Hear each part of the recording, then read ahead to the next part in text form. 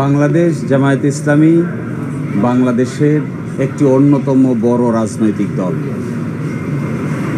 এবং বাংলাদেশের গণতান্ত্রিক সংসদীয় গণতান্ত্রিক রাজনীতির সাথে বাংলাদেশ জামায়াতে ইসলামীর অস্তিত্ব ওতপ্রোতভাবে জড়িত।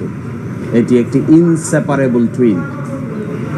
দেশে দেশের বাইরে বাংলাদেশের নাগরিকরা জামায়াতে ইসলামের প্রতি অনেক আশা এবং আকাঙ্ক্ষা করে।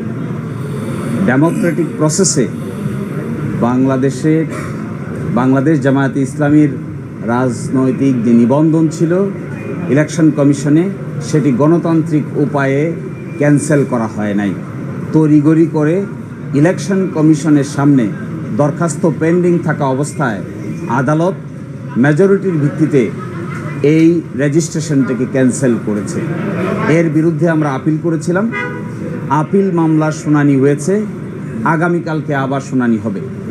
আজকে শুনানিতে মূল কথাটা যেটি এসেছে তার প্রথম ছিল যে প্রক্রিয়ায় আমাদের হাইকোর্ট বিভাগ এই নিবন্ধন ক্যান্সেল করেছে, বাতিল করেছে, এই প্রক্রিয়াটি মূলত ইলেকশন কমিশনের সামনে বিচারাধীন ছিল, বিবেচনাধীন ছিল।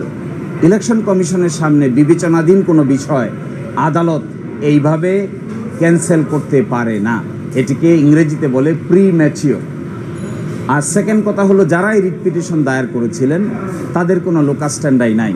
তারা নিজেরাই পক্ষ দোষে দুষ্ট, তারা নিজেরাই ইল মোটিভ নিয়ে রাজনৈতিকভাবে হেয় প্রতিপন্ন করার জন্যই এই মামলা দায়ের করেছিলেন। আর সর্বশেষ আমরা বলেছি যে গণতন্ত্রে এইভাবে জামায়াত ইসলামীর মতো একটি গণতান্ত্রিক রাজনৈতিক দলের নিবন্ধন বাতিল করে দিয়ে মূলত বাংলাদেশের রাজনীতিতে একটি অনিশ্চয়তা তৈরি করা হয়েছিল, যা নাকি ডেমোক্রেটিক প্রসেসকে ক্ষতিগ্রস্ত করেছে।